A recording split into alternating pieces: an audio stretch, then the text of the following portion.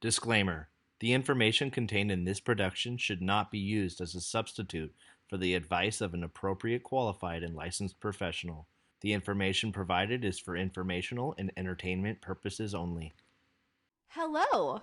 Welcome to the first ever Ask Kate and Sue video and possibly podcast. I think this is going to be more podcast style. The videos will be on YouTube too, so you can watch us. Now you might be wondering, who the heck is Kate and Sue? Well, hi, I'm Kate. Hi, I'm Sue. I'm the daughter, and this is my mom. I'm the mom. We've actually been thinking about this for about a year. This has been a year in the making, and we thought it'd be fun to, first of all, work together because we are very close, mother and daughter, and my mom has some very special talents, and we are going to utilize them for the internet and for all of you to enjoy her skills. So, Mother. Yes, our daughter. Let's get a little background on you. I am a licensed marriage family counselor. I've been licensed since 1983, so a long, long time. I've had quite a varied background. My expertise, sort of without meaning for it to be, I fell into working in women's issues. And so my expertise are the kinds of traumas that women experience, and men. I've worked with both women and men in the different kinds of trauma that are suffered. And it's been a wonderful experience. I've worked at Laguna Beach Free Clinic, worked for Planned Parenthood. I worked for a university, private practice. So a long and varied experience doing individual, couples, group counseling, and worked with children for a long time, actually, in my internship, working with children who were traumatized. Also worked at Cal State Fullerton as a counselor there. That's right. I worked at, well, that was only 17 years. I can't imagine why I forgot about that. So, yeah, and at the Women's Center at Cal State Fullerton, where also we hosted Veteran Student Services. It's a rewarding, sometimes scary, because people's lives get messy, and I feel like sometimes I'm the person who they're going to rely on to feel better. So, yeah, that's me. Yes, just a brief synopsis, but she does have a very full background, and she's very talented. I've learned all the tips and tricks, and it's just not fair that one person gets to hear all this. So I thought, you know what? My mom has so many skills and knowledge and wisdom to offer, and so that's why we're here. And basically, what we want this channel to become is a write-in channel. So I will leave an email in the description, and I would love to have our second video/podcast be questions that you listeners and viewers write in and ask us. So it could be anything like, how do I resolve a friend issue? Or, you know, my spouse and I have been arguing about who's going to do the majority of the chores because we both work. Things like that. Or can I add one? Of course. My teenager wants to go to San Diego with some people that I don't know, and she's wrangling hard to get to go to San Diego. So, you know, things like that. You're calling me out I already. am calling you out, It's not even been 10 minutes. Yes, we have a lot of stories too, and I just think that our mother-daughter dynamic is great. We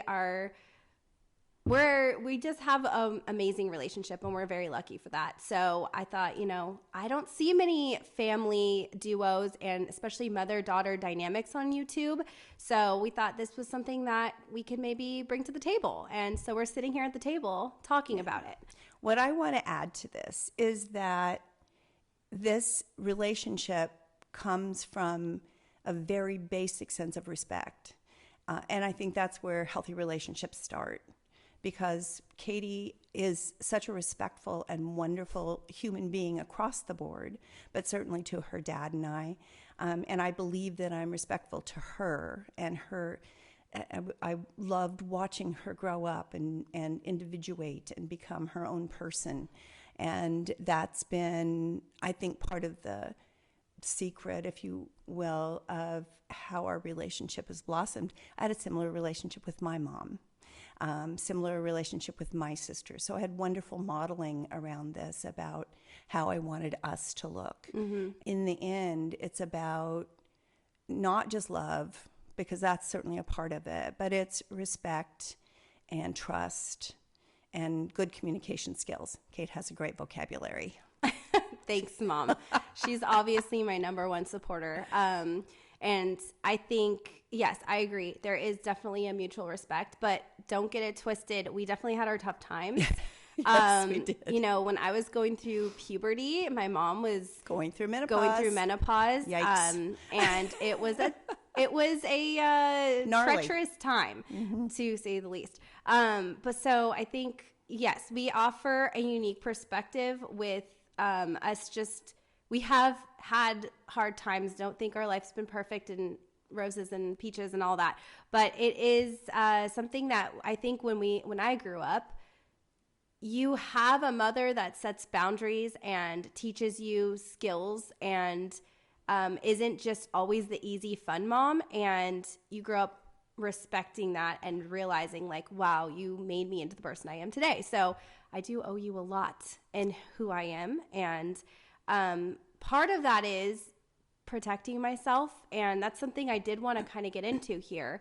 Is I've always grown up with my mom. Like she said, she worked at a women's shelter where there was a lot of abuse and children were involved. So I think for you, I don't want to put words in your mouth, but I think that gave you a unique perspective, but also kind of instilled a little fear in having a young daughter and knowing the possibilities. And I think that made her equip me with certain skills to protect myself as a woman and just as a person in general. So I thought it might be kind of fun, an icebreaker maybe, to talk about some of the things that you instilled in me at a young age on how to protect myself.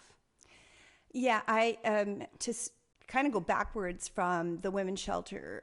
As I said, when I was getting my hours for my license, I was working in an internship with a woman whose specialty was young children and young children's trauma.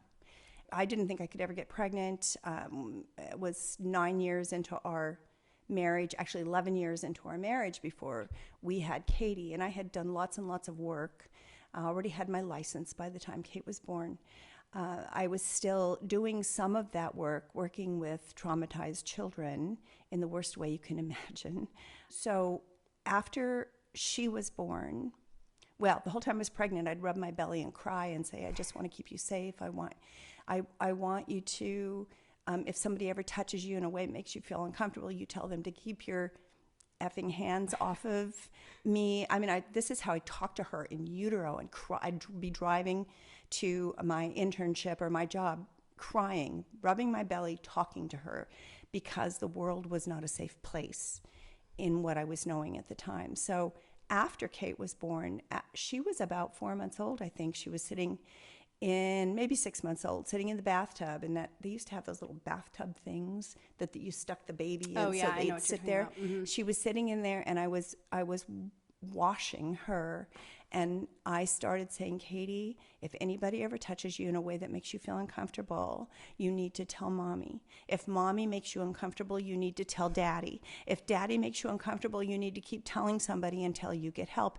I knew then I had to stop doing that work because I was making her afraid. And I guess one of the biggest tips I've given, particularly women, is fear incapacitates you, that you want awareness and not fear. So at that moment, I went, okay, that is enough of that. I stopped doing that kind of work. I still stayed in women's trauma, but not so much with young children. So as Kate grew, our dinner table conversations were conversations most children never hear in their whole life, let alone when they're young, because we talked about everything, because I felt like it was important for me to arm both my children. I have a son also, both of my children with skills to help them stay safe. Can I tell one other story about Grandpa? Sure, yeah, that's fine. So Katie was, I think, 3. and my father-in-law was staying with us. And Katie, she was the cutest little blonde curly hair thing. She was so freaking cute. And she walked by the kitchen table, and her grandpa said, "Katie, come give me a kiss." And she turned around and looked at him and said, "No." And he said, "Katie," I said, "come here and give your grandpa a kiss." And she said, "No." He looked at me, I was standing in the kitchen, and said, "Tell Katie to give her grandpa a kiss." And I said, "I will never tell my daughter that she ever has to touch or kiss anybody she doesn't want to." He was so mad because he came from a generation where that showed respect, that respect was doing what your elders said. And I come from a place where I want my kids to have the agency to protect themselves. So Yeah. it started very young with you. And it's paid off because I've been in situations where, as much as it's uncomfortable to tell somebody no or to set a boundary with somebody when they're being very pushy or trying to peer pressure you, especially when you're in high school, I felt like my mom taught me how to advocate for myself and how to say no unapologetically without any feelings. I mean, maybe I did feel scared. I'm sure I did at times where it was a scary thing to say no, or was a scary thing to leave or walk away. But at the same time, I can say that I've been in a few situations that scared me where I felt, oh my gosh, my instinct kicked in and my gut was saying, "Get out of here. You are not safe." And I did. I would get out of there. And I will say a couple times I got lucky because I probably shouldn't have put myself in that situation. But because I had your voice in the back of my head always that said, stick up for yourself. Don't let anybody do something that makes you feel uncomfortable. Don't worry about hurt feelings. Just do what makes you feel safe, because at the end of the day, you have to protect yourself. And regardless of how other people's feelings, if their feelings are hurt or whatnot, it's still, I think, best practice to take care of yourself and to make sure that you are going to get home safe. That's just something that, you've definitely set me up for that. And I'm grateful for it because I'm doing that for Benson now, my son. So we've always taught him that, he has total autonomy of his body, and he gets to make choices, including the food he eats. So if you're coming from my other channel, you know that my son is vegetarian. I'm vegetarian. My husband is not. And so it's really, I think, eye-opening when you do let your children make their own decisions, because one day he might decide, hey, you know what? I want pepperonis on my pizza, and that's fine. I want him to make his own decisions, and I want him to grow up independent and able to do the things he wants to do and not do the things he doesn't want to do. So yeah, that's really critical. One other thing that I want to say that I said to you a lot, and I think maybe this is some of what you heard in the back of your mind when those situations happen, was I would tell you, if you feel threatened, if you feel afraid, I want you to scream, bite, kick, do whatever you need to do. And if you're wrong, you can apologize later. yeah.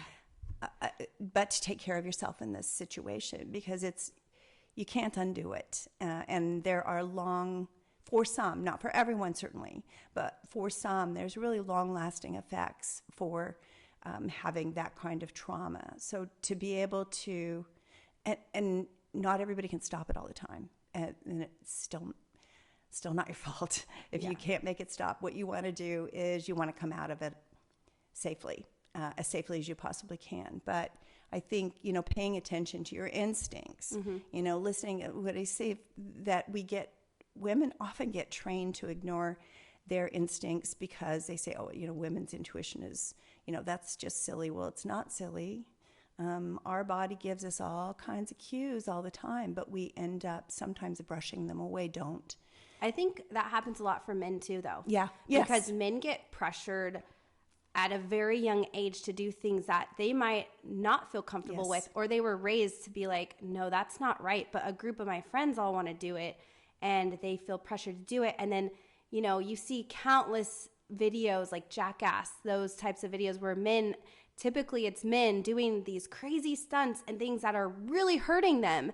And I feel like it's a societal pressure to just be like, oh, you'll be fine. Just like tough it out. It's cool. Yeah. Even though internally, you might say, this is super dangerous. I probably shouldn't be riding my bike off this cliff. Like, our instincts are there for a reason. And Exactly. I think a lot of times for women, it might be in a different way. Yeah. But I think definitely men fight that urge so much, and it's tough because I have a son and you have a son. Mm-hmm. And so I'm trying to teach him, like, even if your friends are pressuring you to do something that's probably not a great decision and your gut instinct is saying not to do it, trust your gut. Yeah. Even if it makes you look like you're not cool or they call you a chicken or whatever, like, let them call you a name. Is it really gonna be the end of the world if they label you a chicken?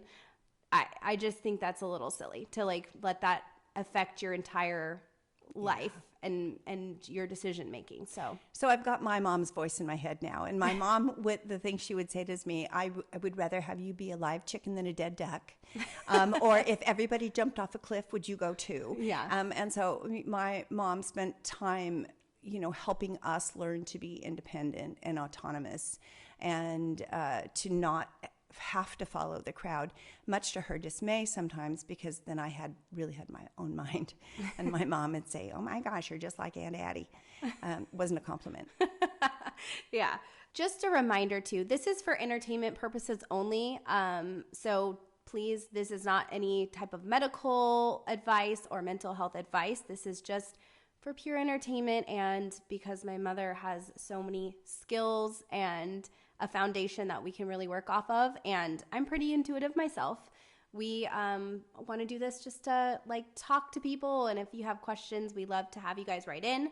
But speaking of questions, we thought we would just maybe look at some online things that people have posted and maybe just talk about other people's, what they've written in and ask questions for, so you guys can kind of see where we take this and you can get an idea of what we're trying to do here on this channel. So let's find a question. So I found this on a website. I think it's called Advice, but it's Dear Annie. So this person's asking Annie, and she responds. I haven't read the response, but I thought it'd be fun for my mom and I just to kind of like break it down, see what we think and our perspective on this. But it says, Dear Annie, I'm knee deep in a demanding job and I absolutely love it.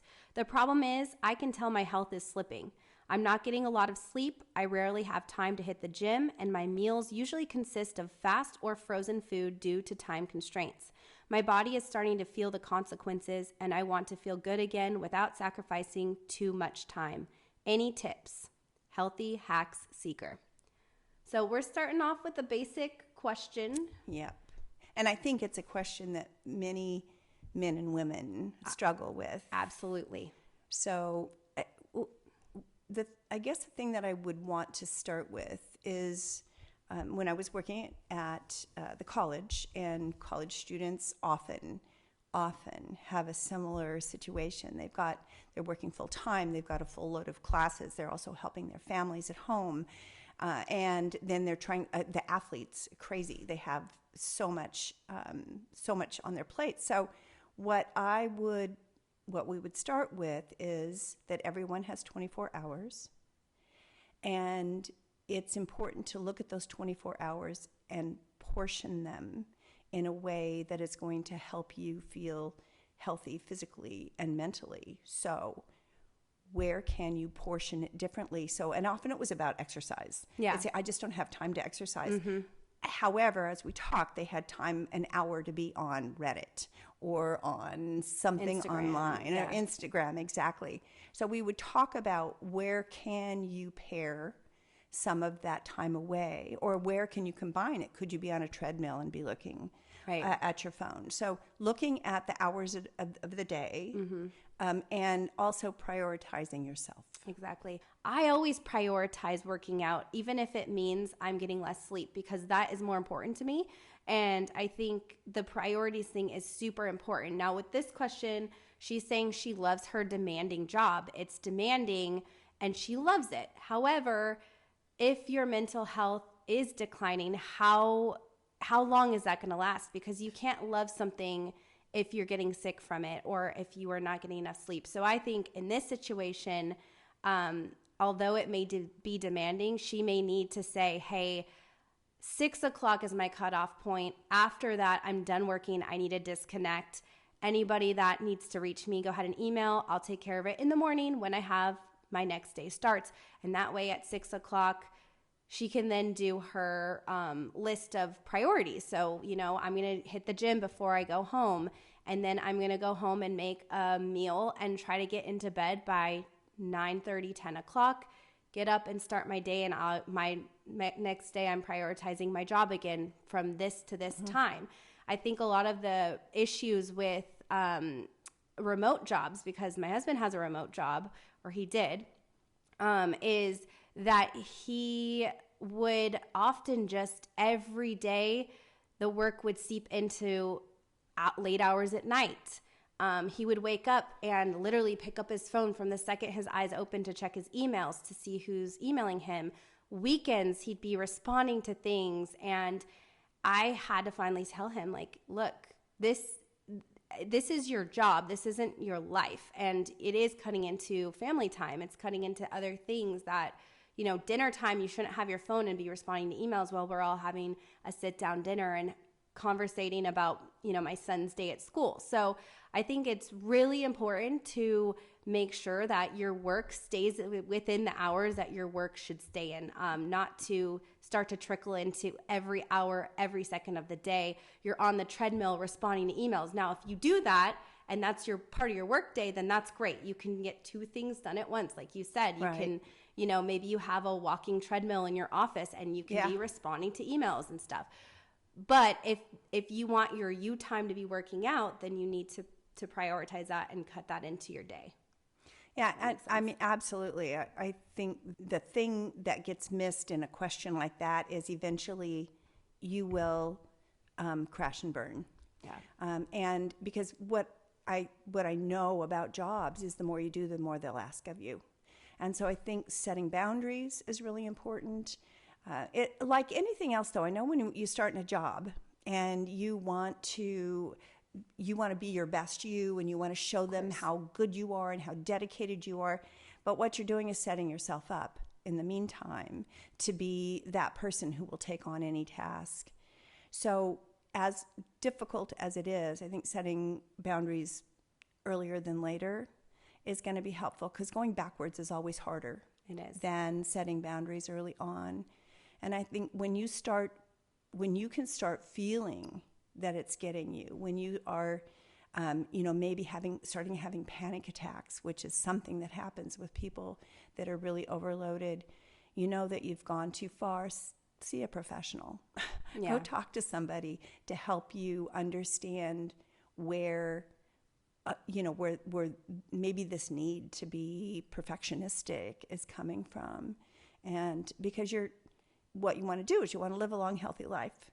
Yeah. And if you burn yourself out, burn candle at both ends early on, then you run the risk of having some health issues. Yeah. And I think, setting expectations early on is super important.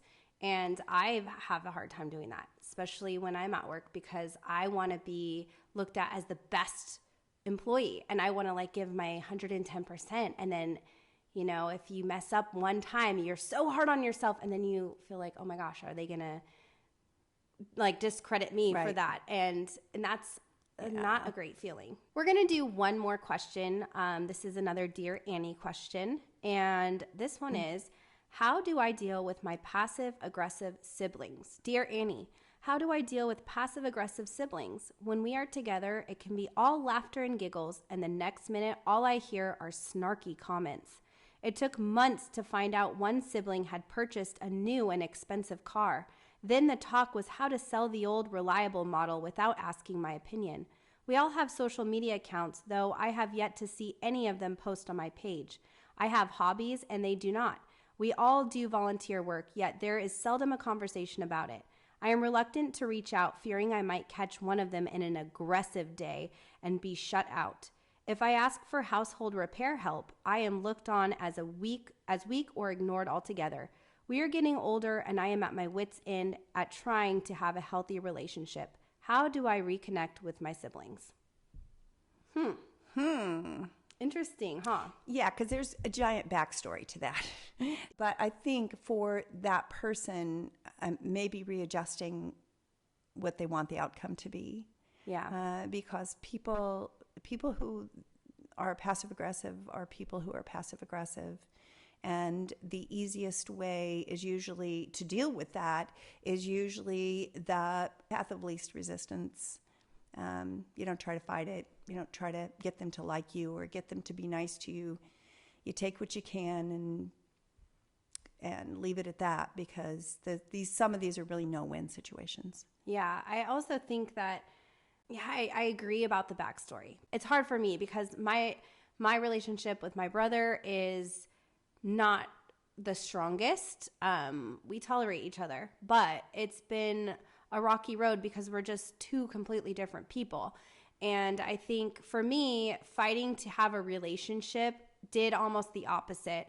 Instead of just letting things be the way they are and accepting that our relationship is this way, it is so much easier sometimes just to accept it and move forward. It might hurt and be really hard in the beginning, but the longer the time, like they say, time heals all. The longer that you have this new type of relationship, the less weird and maybe like my expectations aren't set to the highest degree. I can just say, you know what, this is the way it is. I still get to see my brother. I still get to see his son. They're in our life. So for me, that's a win. And I don't need to fight for like this great relationship where my brother and I can go out and get coffee and hang out. And that's just not the way it's going to be. And it just won't be like that. And I think for this person, it sounds like there's been rivalry in their relationship for a long time. And there's kind of like some weird jealousy and some weird issues where they're kind of all competing, and for whatever reason she's the one that's been kind of shut out from that, which I would count myself grateful for, honestly, because they seem like maybe a little toxic with each other, and they're like, we're not going to include you, and I'd be like, well, thanks. Okay. I vote for that. I vote that. I used to say to students who would describe themselves as the black sheep. I am the person, I am the outlier.